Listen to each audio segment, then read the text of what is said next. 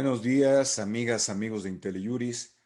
Bienvenidos a esta sección que hoy iniciamos a manera de blog, webinario, eh, eh, que le hemos intitulado ¿Qué dicen hoy los tribunales?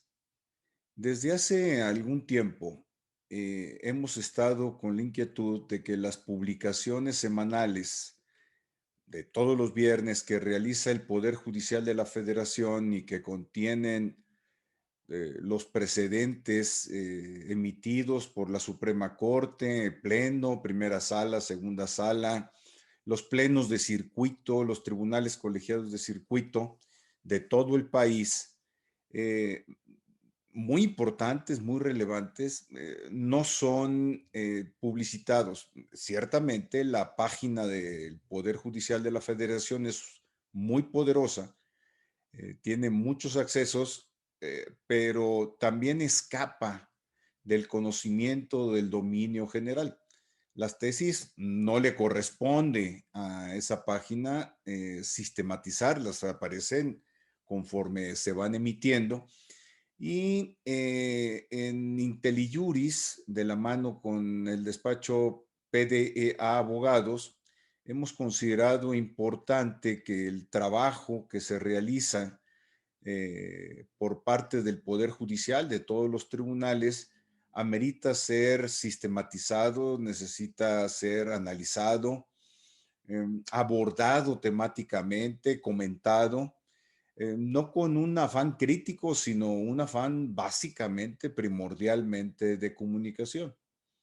Ustedes han recibido ya 8 comunicaciones a través de la plataforma de IntelliJuris sobre lo que hemos llamado el blog. ¿Qué dicen hoy los tribunales?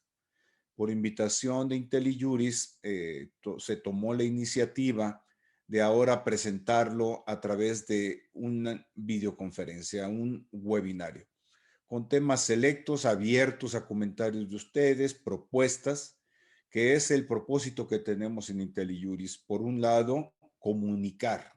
Es un trabajo de información, de acceso libre para quienes estén interesados en participar en este tipo de eventos. También para escuchar de manera dinámica lo que ustedes nos puedan presentar. Tenemos 2 invitadas de lujo, ya son amigas de IntelliJuris, ustedes las han visto con regularidad en este foro y a partir del día de hoy de manera mensual eh, en programas regulares y ciertamente, seguramente de manera especial cuando existan pronunciamientos del Poder Judicial de la Federación que ameriten abordarse, las tendremos. Por un lado, me permito presentar, ustedes ya la conocen, a la licenciada Denise Tron, es socia de PDA Abogados y además es la directora general de una organización de la sociedad civil denominada Justicia Justa, especializada en litigio, en temas de corrupción y de salud. Aquí la tuvimos hace unos pocos días con el tema del desabasto de medicamentos. Bienvenida, Denise. Muchas gracias, Luis. Y también nos acompaña la licenciada Mariana Ruiz, abogada asociada de PDA Abogados y directora de investigaciones especiales de Justicia Justa. Denise y Mariana son quienes realizan el trabajo de sistematización de todos los precedentes, de todo lo que ustedes han recibido y veremos hoy cómo el trabajo realizado se manifiesta en esta nueva serie que hoy arrancamos. Bienvenida, Mariana, muchas gracias por tu participación. Muchas gracias, Luis.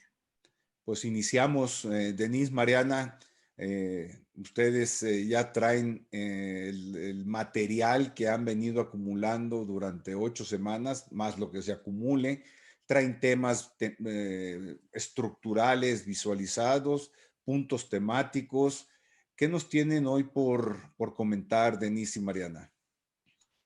Pues esta iniciativa de analizar y esquematizar los precedentes que se publican semanalmente en el semanario judicial, de ahí justamente su nombre, nos ha dado no solamente la información sobre qué están resolviendo los tribunales, sino también es un termómetro de qué está pasando en la justicia en México y cuáles son los retos de la justicia que estamos afrontando en medio de esta pandemia.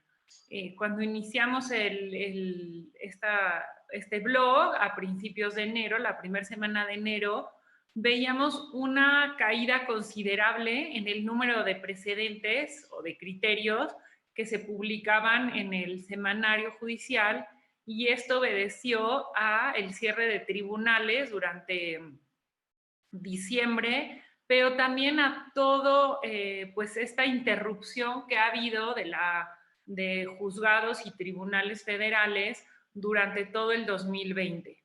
Entonces empezamos a ver que pues no era la cantidad de precedentes que estábamos acostumbrados a ver cada semana, pero también vemos que empiezan a surgir nuevos temas que no estaban en el centro de, del Poder Judicial, y estos dos grandes temas pues son el resultado lo que estamos viviendo, ¿no? Por una parte,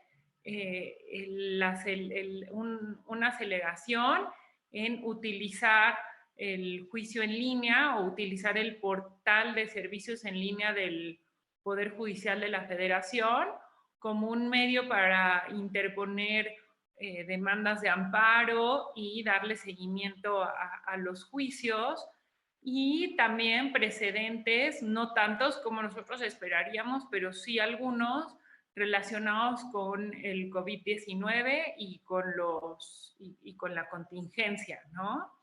Entonces, sí vemos como estos retos, si bien ha habido un esfuerzo por parte del Poder Judicial para levantar y extender la capacidad del poder del portal de servicios, vemos que en la práctica no ha sido sencillo poder movernos como abogados de las demandas y de la tramitación del juicio físico al juicio en línea.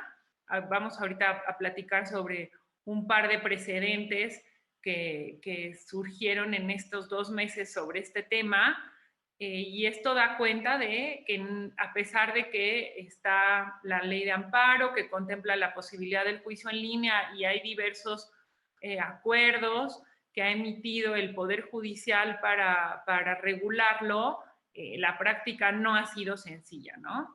Y Mariana, tal vez tú también nos quieras platicar como algunos otros de los retos que estamos viendo en esta etapa de la justicia en la pandemia. Sí, Denise, muchas gracias. Pues como bien estabas comentando, la verdad es que la pandemia ha sido un choque en varios aspectos y sin duda también ha sido pues un punto de cambio necesario dentro del Poder Judicial que aún no se ha logrado. Digamos que estamos en esta transición en la que tanto abogados litigantes como los propios integrantes del Poder Judicial tratan de ver pues la forma de continuar con la impartición de justicia a través de todos los medios digitales. Por ejemplo, a mí en lo personal, de todas formas, me cuesta trabajo todo esto de la tramitación de un juicio en línea.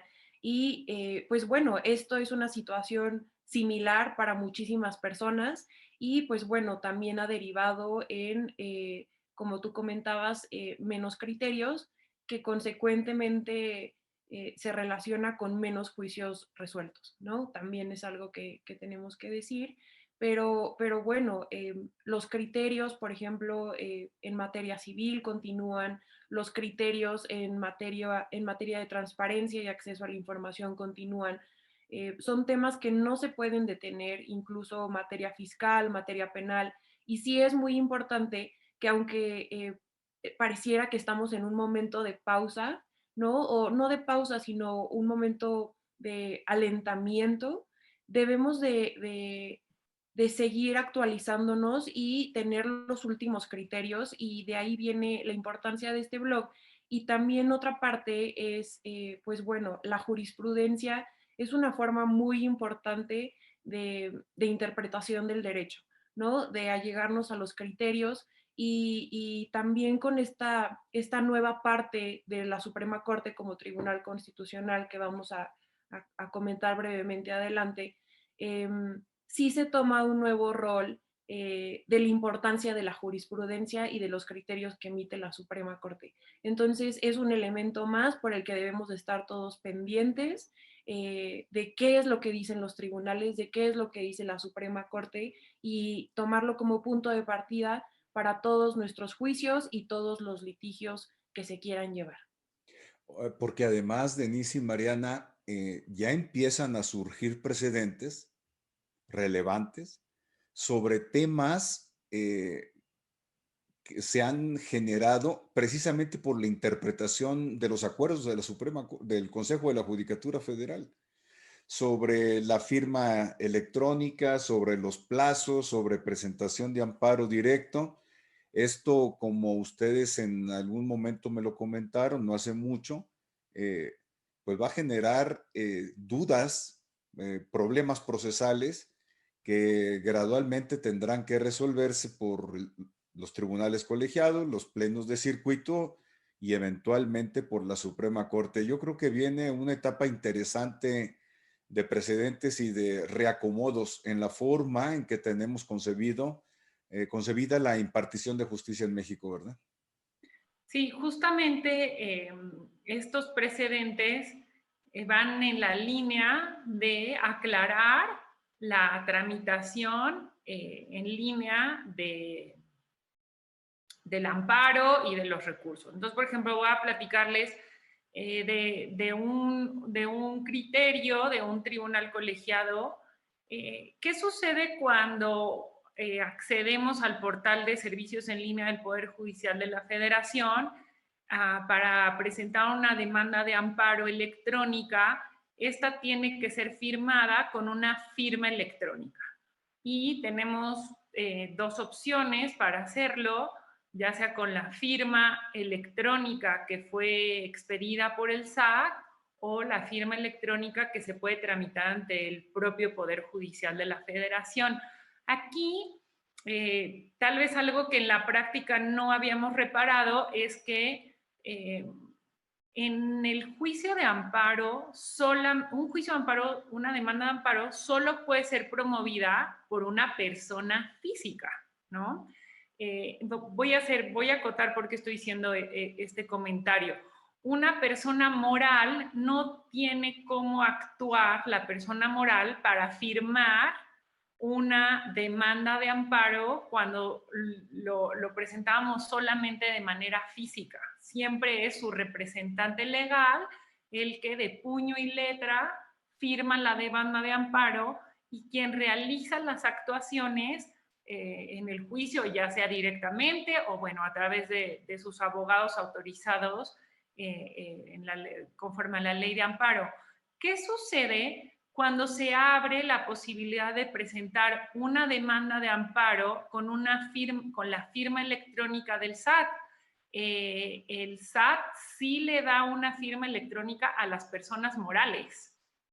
Las personas morales tienen firma electrónica.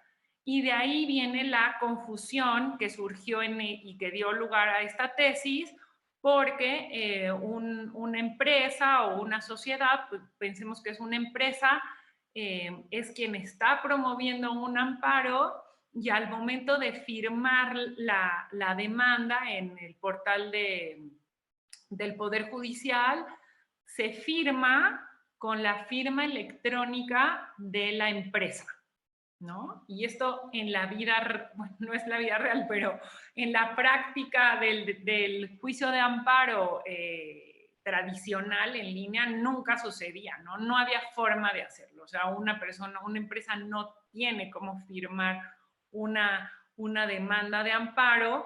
Puede parecer una simpleza, pero son los retos que nos está poniendo de frente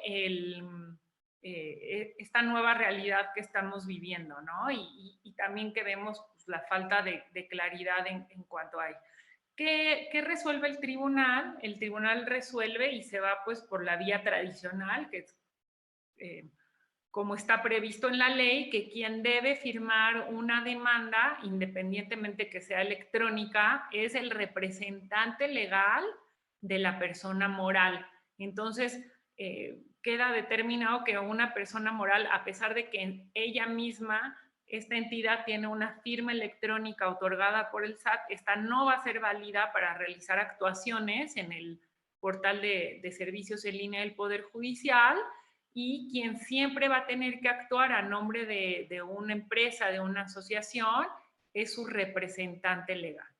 Pero nos pone sobre la mesa que probablemente en un futuro esto pueda ser modificado e incluso siendo mucho más eficiente, ¿no? Que las mismas sociedades, pues se les está esta posibilidad que nos presenta el mundo virtual, pues sí las permite actuar, ¿no? Que en lo físico no se podría hacer. No sé si quieran Mariana o Luis hacer un comentario o seguimos con la siguiente tesis sobre este tema del juicio en línea.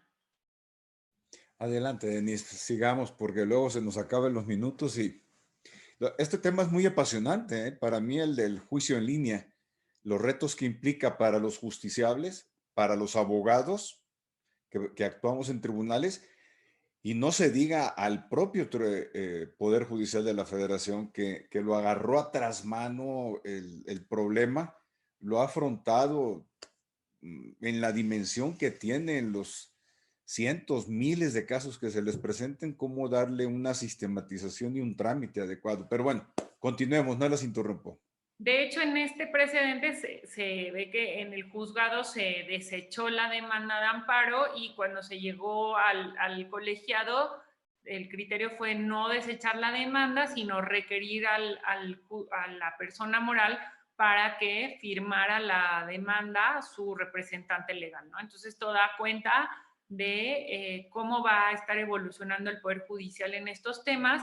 Y también comentarles que es un tema que nosotros vamos a dedicar siempre que encontremos algún presente sobre este tema, va a estar incluido en el blog porque creemos que es un aspecto central en el que debemos mantenernos actualizados, conocer cuáles son los criterios, porque este juicio en línea justamente se va a ir construyendo pues ya en la práctica a través de precedentes. El segundo precedente que voy a platicar sobre este tema justamente se trata del alcance que tiene la autorización que está prevista en la ley de amparo para que el quejoso, quien inicie un juicio de amparo, autorice a sus abogados a actuar en su nombre durante el trámite de una demanda, de un juicio de amparo e incluso para la interposición de los recursos que puedan surgir en el trámite del mismo, ¿no?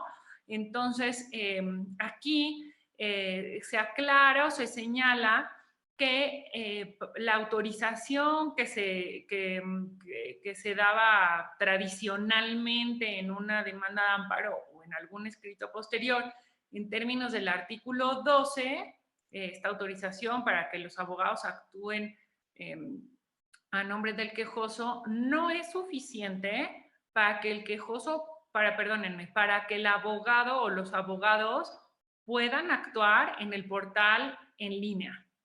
Entonces, esto también es un tema muy importante. Además de que se autorice en términos del artículo 12 de la Ley de Amparo, será necesario que haya un texto, un párrafo que de manera expresa el quejoso, quien está interponiendo el amparo, autorice a su o sus abogados para que puedan actuar en la vía electrónica. Y esto tiene una trascendencia importante porque recordemos que en el portal de servicios en línea del Poder Judicial es posible presentar, promover actuaciones, pero también presentar recursos de queja. En este caso, justamente el criterio versa sobre si un abogado que está autorizado simplemente en los términos del artículo 12 de la ley de amparo podía promover un recurso de queja vía electrónica. Y el colegiado dijo que no, que además era necesario que se otorgara un permiso expreso para la actuación vía electrónica y que el juzgado o tribunal hubiese acordado dicha petición. Ese es un tema que nosotros estamos viendo en la práctica. Se solicita el acceso al expediente electrónico, por ejemplo, porque ya el Poder Judicial pues debe necesariamente llevar a la par de un expediente físico el expediente electrónico, y esto no siempre es tan ágil o tan automático como quisiéramos. Entonces tenemos que tener como este cuidado extra cuando estemos realizando o solicitando la autorización para poder actuar en la vía electrónica. No sé, Mariana, si quieres como comentar este punto ya que va enfocado a la práctica. Sí, Mariana, porque tú operas mucho la presentación y la tramitación de demandas, promociones y acceso a archivos electrónicos. ¿Cómo ha operado? ¿Has tenido algún inconveniente en acceder porque no tienes una autorización especial? ¿O podemos considerar que ese criterio al que se refiere Denise es aislado? No, como bien estaba comentando Denise, la realidad es que la autorización para acceder al poder judicial en línea, al portal, no es tan expedito como quisiéramos, ¿no? Por ejemplo, lo comparo en la práctica, se hace la autorización en escrito, ¿no? Y automáticamente estamos autorizados. Solo hace falta que se acuerde dicha solicitud y es inmediato. En cambio, en la vía digital tarda un poco más. Nos hemos dado cuenta que en ocasiones es necesario realizar un par de llamadas, ya sea al juzgado o al tribunal, para ver cómo va esta solicitud. En ocasiones son apartados diferentes dentro o secciones diferentes dentro del mismo juzgado quienes están en contacto directo con estas solicitudes de acceso al portal en línea y quienes lo acuerdan, ¿no? Entonces, sí es necesario tener este contacto aún de forma, pues, por llamada telefónica para que se pueda efectuar esta solicitud. También nos ha sucedido que aun cuando ya emiten el acuerdo el juzgado en donde se nos concede el acceso al portal, no se le ha dado vista, por decirle así, a la sección de informática. En este sentido, se tiene que comunicar lo que ya se autorizó en el expediente a la sección de informática, que es la encargada de dar los accesos digitales a los abogados que quieren consultar los expedientes. Entonces, sí, no es tan sencillo.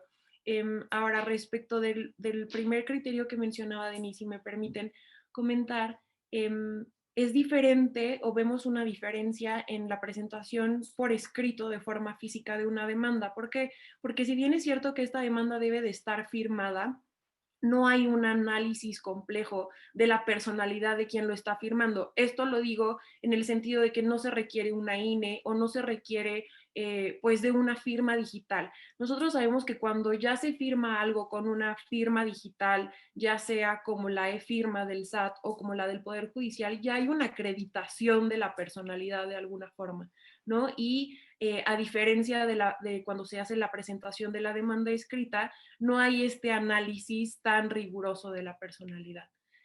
Pues bueno, eso sería mi comentario al respecto. Sobre este tema, y quiero aprovechar y ya nada más para tomar unos minutos, justamente viene de la mano con estos retos que vemos por delante, se suman a los retos que va a enfrentar el Poder Judicial con la reforma a la Constitución, la reforma constitucional, que ya fue aprobada por ambas cámaras, que ya fue aceptada también por la mayoría de las legislaturas de los estados, y que vemos que también va a generar cambios en la composición un poco de los tribunales, como lo vemos ahorita, como lo tenemos ahora, de estos plenos de circuito que van a modificarse, e incluso pues también va a dar pie a toda una serie de nuevos precedentes, pero lo que vemos es que no será en el corto plazo, ¿no? Esta reforma requiere que haya una serie de modificaciones a la ley de amparo y a la legislación del Poder Judicial. El Congreso tiene 180 días para hacer las adecuaciones legislativas necesarias. Pues esto tomará tiempo. No, recordemos también que estos plazos no son siempre cumplidos al pie de la letra, siempre se aplazan un poco más, ¿no? Y el otro tema que no hay claridad si revisamos los transitorios del decreto de reforma constitucional, no está claro si con la mera entrada en vigor del texto constitucional habrá aspectos que ya entren y se actualice su aplicación, o bien si será hasta la publicación de las reformas a la legislación secundaria que ya veamos materializada esta reforma, ¿no? Hay un punto específico que sí señala, uno de los cambios es los tribunales unitarios que conocen de las apelaciones y de otros aspectos, dejarán de ser, no solo cambia su nombre, sino en realidad cambia su composición, serán tribunales colegiados, tendrán 3 magistrados y por eso su nombre será ahora Tribunales Colegiados de Apelación, ¿no? Y por otra parte, los plenos de circuito dejarán de integrarse en la forma en que lo hacen ahora, tendrán otra composición, serán plenos regionales, y en estos dos casos sí hay una claridad, se señala que hasta el momento en que entre en vigor la legislación secundaria, se harán la modificación a estos órganos, ¿no? Esto también representará una carga importante para el Poder Judicial, tanto en el tema de presupuesto, pero también en la capacidad de poder integrar, por lo menos por lo que hace a los tribunales colegiados de apelación, integrarlos con magistrados y con personal. Es un reto que tiene el Poder Judicial, porque actualmente lo que vivimos es que en un número importante de órganos no están completamente integrados porque no hay suficientes magistrados o jueces que no han sido nombrados, ¿no? Luis. Sí, y yo creo que esto en su momento, Denise, van a meritar un doble análisis. La reforma constitucional per se, que tiene temas estructurales de operación, de funcionamiento, de modificaciones, por ejemplo, respecto de los criterios judiciales que constituyen o no jurisprudencia, cómo se va a modificar. Yo creo que ameritará una sesión especial aquí en este blog, este webinario. Y por otro lado, cuando se presenten los dictámenes o las iniciativas de reformas legales vinculadas a esta reforma constitucional, otro webinario, nada más para tenerlo presente, ¿verdad? Sí, definitivamente. Lo tendremos contemplado, y también en el blog pues iremos dando cuenta de qué va pasando con esta reforma, ¿no? Porque no se queda en la modificación a la Constitución, sino que vendrá acompañado de otros procesos legislativos. Quiero avanzar en los precedentes que fuimos encontrando, y Mariana nos va a platicar sobre 2 precedentes relacionados con el tema de transparencia. Es un tema que nosotros en Justicia Justa le hemos dedicado tiempo, hemos dedicado nuestra práctica también a este tema. Y Mariana, por favor, si tú nos puedes platicar sobre esto. Sí, muchas gracias, Denise. Pues sí, como comentabas, nosotros en Justicia Justa hemos visto mucho estos temas de transparencia, protección de datos personales, acceso a la información. Y un tema muy relevante es la protección de datos sensibles. Estos datos sensibles, por ejemplo, pueden ser aquellos datos médicos que revelan información muy personal, muy sensible del individuo. Em, y ahora nos enfrentamos a otro reto. ¿Cómo son protegidos estos datos sensibles sobre la salud de las personas, específicamente los expedientes clínicos, cuando son ofrecidos como prueba dentro de un juicio? En este criterio que analizamos en el blog, se trata de cómo se debe de proteger el expediente clínico cuando es rendido como prueba por parte de una autoridad, porque bueno, sabemos que tenemos que tener una mayor protección. Cuando se trata de datos sensibles, hay un rango más alto, un estándar más alto de protección y de confidencialidad de estos datos personales. Entonces, se tiene que tomar medidas dentro del propio juzgado o tribunal para evitar la divulgación de estos datos sensibles. Entonces, en este criterio, nos señalan que dentro de estas medidas específicas de seguridad deben de tenerse un expediente clínico que se encuentre resguardado todo el tiempo dentro del propio juzgado. Y aquí me gustaría hacer una breve anotación. Eh, Ahora, con todo lo que está sucediendo de la pandemia, sabemos que pues el propio personal de los juzgados y tribunales no está yendo de tiempo completo al juzgado, ¿no? Entonces, se está efectuando turnos dentro del propio personal de los juzgados y tribunales y pues bueno, se debe de tener medidas reforzadas de seguridad para que este expediente clínico ofrecido como prueba sí se quede resguardado todo el tiempo dentro del propio juzgado. Y esto me lleva a una segunda medida de seguridad que debe de llevarse, que es que el expediente clínico no se encuentre dentro del expediente judicial.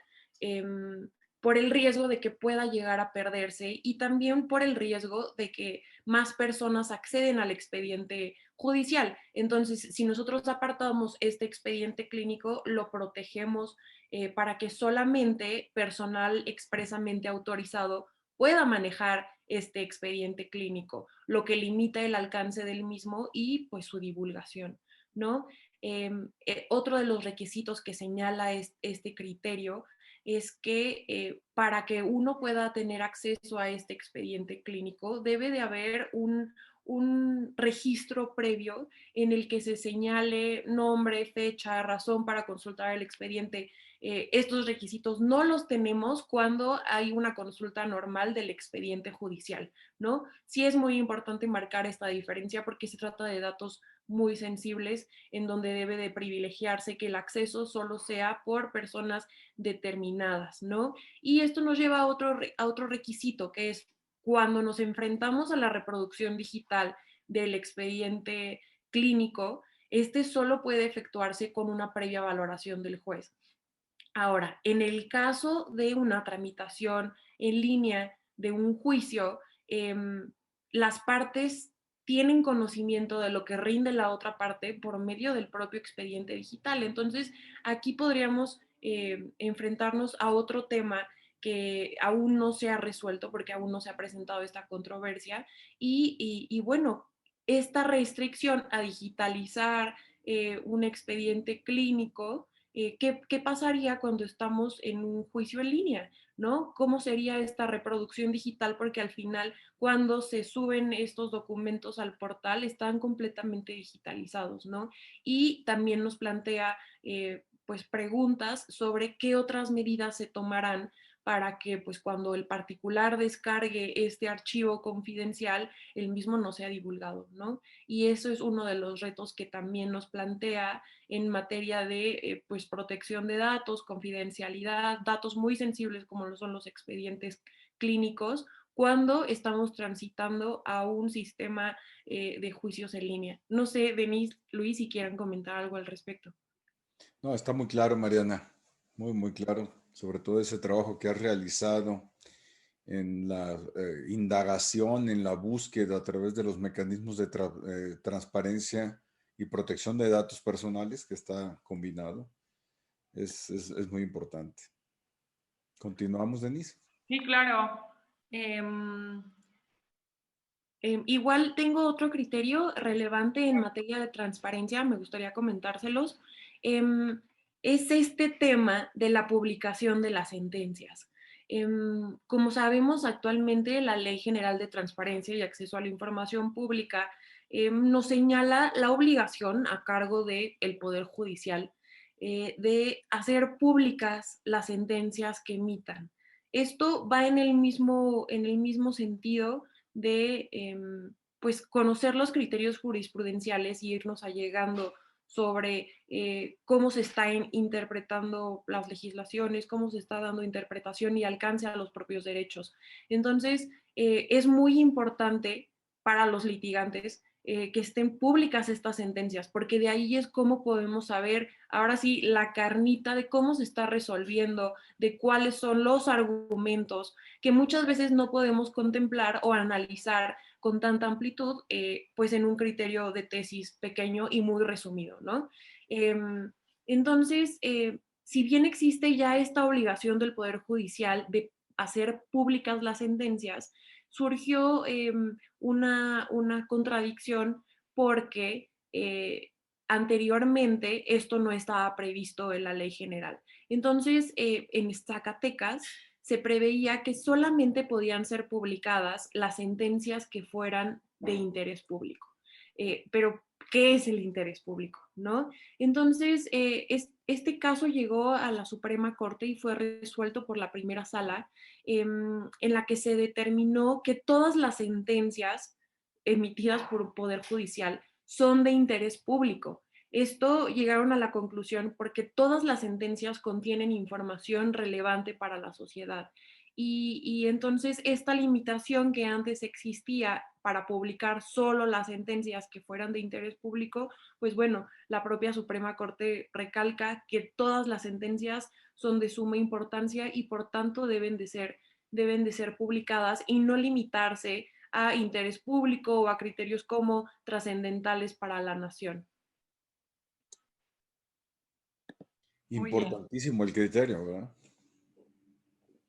Importantísimo. Cambia un concepto, cambió ese criterio, cambió un concepto general respecto del tema de las sentencias. Y justo va de la mano con la entrada en vigor de la reforma a la ley de transparencia, donde ahora ya le exige a los poderes judiciales que publiquen todas sus sentencias, ¿no? Entonces también estamos viendo una mayor apertura en este tema, aunque a veces también ya en la práctica hemos visto que tal vez pueda haber como una dilación a veces en que se publiquen las sentencias, en que estén listos los engroses.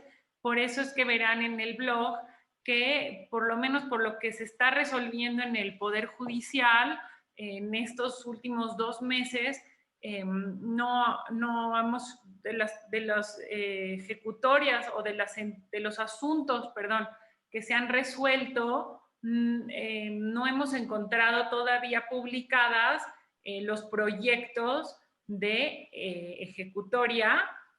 Tal vez antes era un poquito más fácil localizarlos. Hay algunos asuntos donde sí se publican, pero en otros no. Y por eso ustedes han visto que en nuestro blog pues hacemos los comentarios con base en los comunicados de prensa que publica la Suprema Corte de Justicia, porque no está todavía publicado el proyecto, ¿no? de ejecutoria. Sabemos que la versión final estará disponible pues hasta que se haga el engrose y esto toma tiempo, pero por lo pronto nosotros estaremos manteniéndolos informados de qué va resolviendo la Corte con base en estos comunicados de prensa. Quiero moverme. Perdón, Luis. Pregunta Gilberto Contreras Ramírez, Denise, Mariana. ¿Podría interpretarse en forma extensiva la obligación de publicación de sentencias para comprender las resoluciones de suspensión definitiva? ¿Qué opinan? Es decir, no solo sentencias de fondo, sino también las de suspensión definitiva. Digo, y haciéndolo extensivo, pues suspensión provisional, ¿no? Sí, según yo recuerdo, como está redactado, es el artículo 73 de la Ley de Transparencia, no entra a ese detalle de qué tipo de sentencias son, deberían de ser publicadas. Entonces, por lo tanto, sería cuestión realmente de revisar este artículo 73 de la Ley de Transparencia, pero en principio yo creo que sí, tendrían que ser todas, porque no hace una distinción como no podría hacerlo una ley de este tipo, ¿no? No es la ley de amparo la que establece la obligación, sino es la ley de transparencia. Sí, coincido. Muy bien. Bueno, si no tenemos más sobre este tema, quiero platicarles y sobre todo poner en la mesa que un tema que hemos considerado importante abordar en el blog son los precedentes relacionados con el tema de COVID-19 y la contingencia sanitaria. No han sido tantos precedentes como nosotros pudiéramos llegar a pensar y esto es porque muchos de ellos pues siguen en trámite y lo que se ha visto son aspectos relacionados con la suspensión, ¿no? Y sabemos que desde el inicio de la contingencia muchos sectores, o por lo menos dos sectores importantes, promovieron juicios de amparo. Por una parte, los trabajadores de la salud y por otro lado, empresas, la industria, con el ánimo de poder mantener abiertas las actividades a pesar de la contingencia, ¿no? En este caso comento rápidamente dos tesis relacionadas con trabajadores del sector salud que promovieron un amparo y específicamente se les otorgó la suspensión para no obligarlos a acudir a su lugar de trabajo cuando se trataba de un grupo vulnerable frente al COVID. Este ha sido un tema que quienes están en juzgados, en tribunales, pues un tema que está ahí, que sigue presente, trabajadores que solicitan que no les estén obligados a acudir a su trabajo durante la contingencia.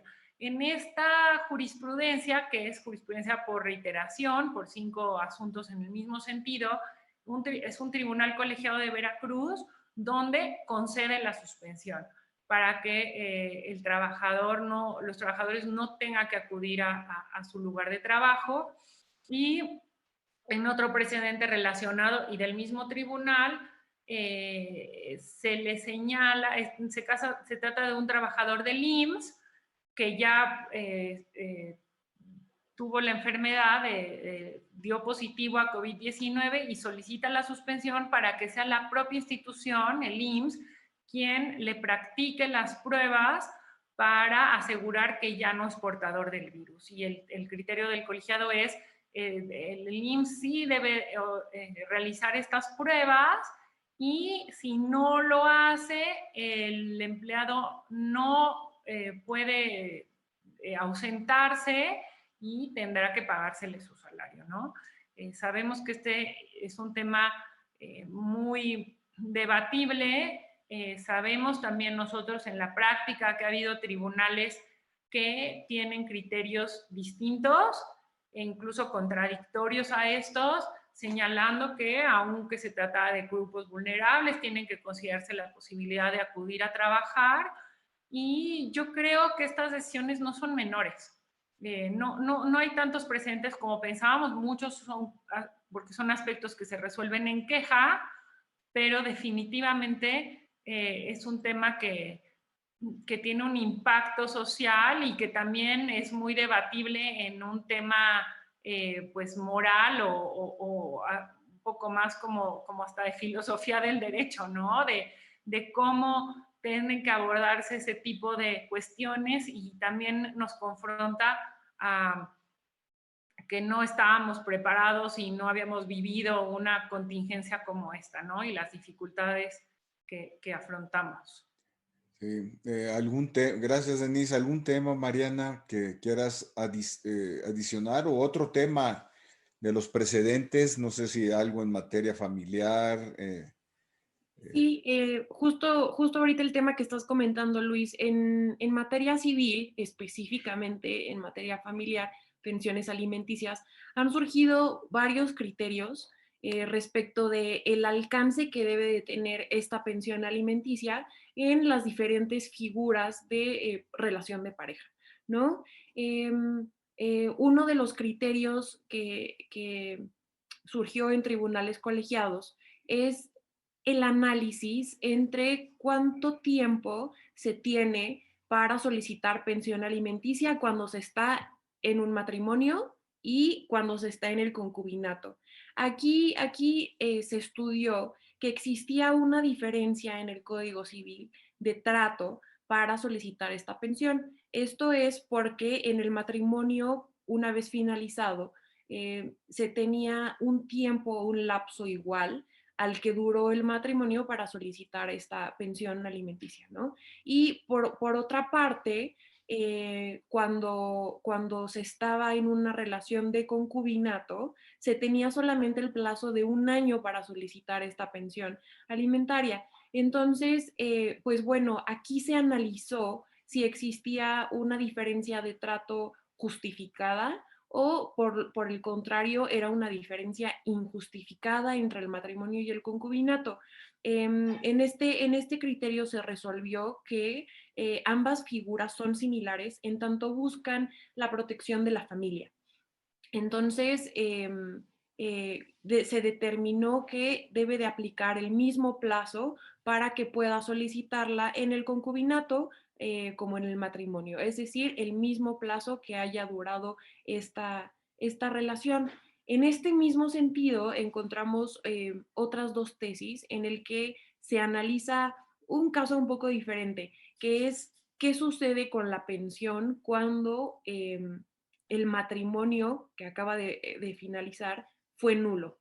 Esto quiere decir, es el caso de una persona que previamente casada contrae un segundo matrimonio. Por consecuencia, este segundo matrimonio es nulo. Pero en tribunales se analizó que si existía una relación estable y continua, surge una relación de hecho paralela al primer matrimonio, ¿no? Entonces, en este caso se determina la obligación por una parte y el derecho de otorgar una pensión compensatoria a la terminación del segundo matrimonio que pues está viciado de nulidad, pero eso no exime o no quita la responsabilidad de otorgar esta pensión alimentaria a una de las partes de la relación, porque igual se debe de proteger a la familia, ¿no? Interesantísimo el precedente y aprovecho para hacer una publicidad aquí en IntelliJuris. Estamos organizando un curso de Derecho de Familia que va a impartir Verónica Gómez Schulz, una de las grandes expertas en Derecho de Familia en México, para que no se lo pierdan. Aprovecho para dos, tres comentarios en función de las preguntas. Uno es Fernando Ignacio Contreras Soto. ¿Dónde encontramos el blog? ¿Con qué datos de localización? A partir de este evento que te registraste, Fernando, vas a estar recibiendo cada semana por correo electrónico con el mail que te diste de alta en este blog, vas a estar recibiendo toda la producción que están realizando Denise y Mariana. Hay otras preguntas, Denise, nada más que lo respondiste solo en la sección de panelistas, entonces ahí Ya. si podemos componer esto, por favor. Sí. Siempre es más fácil darle trámite. Ustedes lo pueden hacer donde quieran quienes nos están viendo, pero siempre para nosotros es más fácil administrar preguntas y respuestas en la ceja de ad hoc para esos propósitos. Si lo quieren hacer en el chat está perfecto. No tenemos ningún problema. Luis Arturo Pelayo de la revista Abogacía quiere contactarlas, Denise, para efecto a ver si se puede realizar un trabajo de complementación en esa revista, una revista muy importante. Yo soy consejero en ella. Pide un encuentro, entonces después te proporciono sus datos para que se lo puedas mover.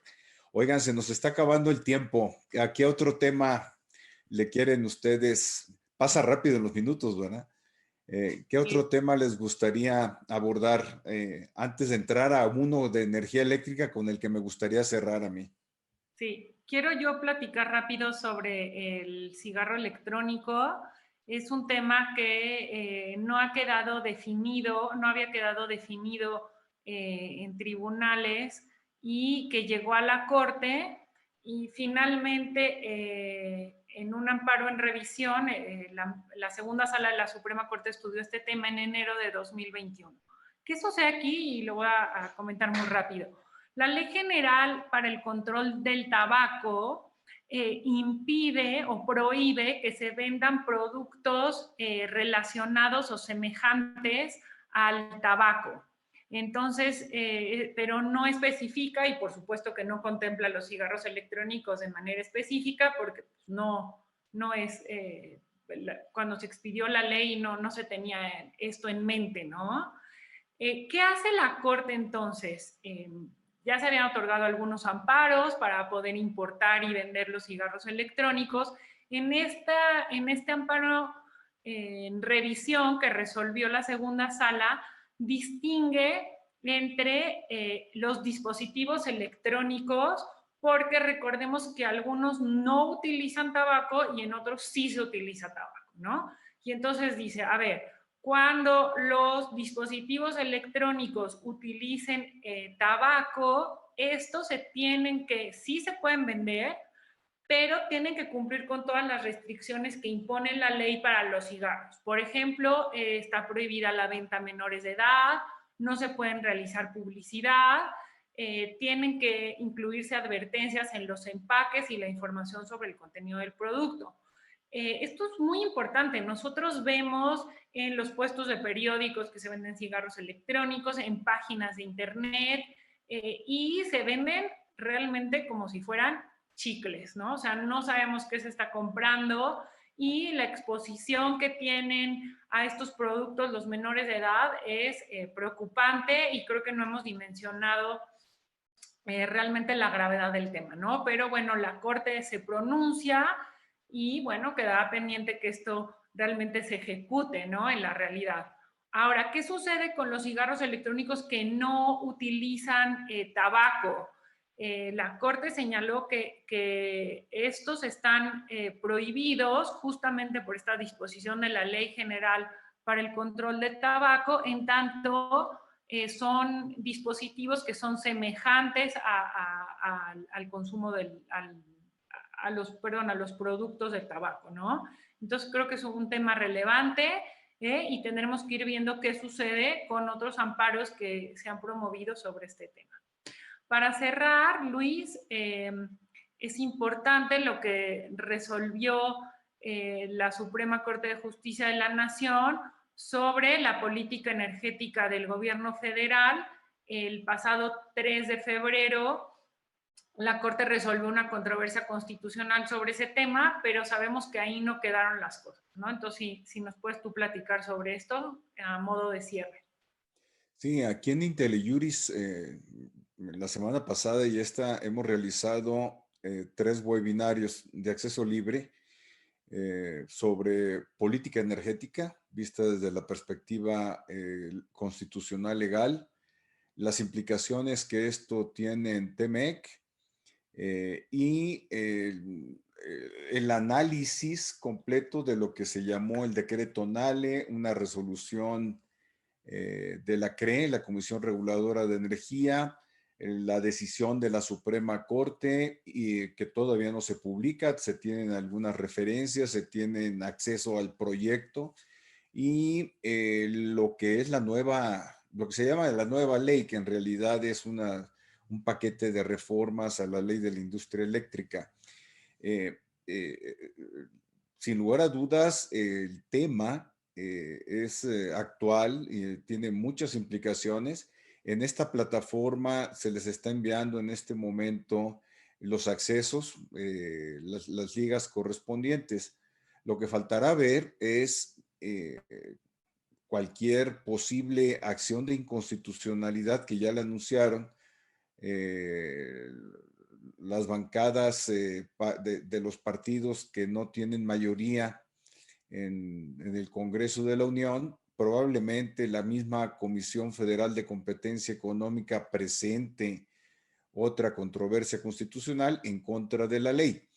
La controversia que fue resuelta en semanas pasadas fue promovida por la Comisión Federal de Competencia Económica en contra del decreto llamado Decreto Nale.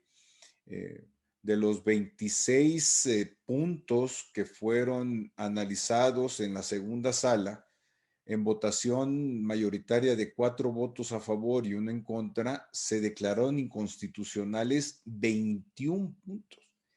Quiere decir, bueno, esto como lo comentaba ayer Josefina Cortés, la doctora, no es un muestreo estadístico, pero sí evidencia los serios problemas de inconstitucionalidad que estuvieron implicados en ese decreto, pero que subsisten en la reforma legal. En otro próximo seminario, en un cuarto seminario sobre el tema, la doctora Josefina Cortés analizará, ya que se publique en el diario oficial, la decisión de la segunda sala y las reformas legales que se aprobaron en el Congreso de la ley de la industria eléctrica. Yo creo que ahí hay mucho material que se analizará, subsistirá el tema, pero ahora ante el Pleno de la Suprema Corte de Justicia hay una integración ampliada, entonces estará interesante qué resolverá el Poder Judicial. Yo creo que estas implicaciones constitucionales, legales, además ameritará también un estudio ya profundo sobre el tema de potenciales violaciones al TEMEC que han sido denunciadas por el Congreso de Estados Unidos, el secretario de Estado de los Estados Unidos también lo ha apuntado, el gobierno de Canadá, pero por otro lado también tenemos el tratado con la Unión Europea. Esto es de amplio espectro y sí sentará precedentes muy interesantes, pero aquí los estaremos comentando en webinarios especiales y por supuesto en los temas de materia de este blog. ¿Qué dicen hoy los tribunales? Para nosotros es muy importante lo que ustedes nos presenten, nos sugieran. Por ejemplo, Luis Pelayo dice, oye, ¿hay algo sobre el derecho de los niños? Lo analizaremos, por supuesto. También Gilberto Contreras nos pregunta si la pensión compensatoria es idéntica con la pensión alimenticia. Lo veremos ya en un webinario aquí en la que estuvo la maestra Verónica Gómez Schultz, abordó ese tema. Por el otro lado, el tema de los despidos en época de pandemia, también ofrecemos hacer un análisis particular sobre el tema en un próximo webinario. Denise, Mariana, no sé si quieran hacer un comentario de cierre antes de despedirnos.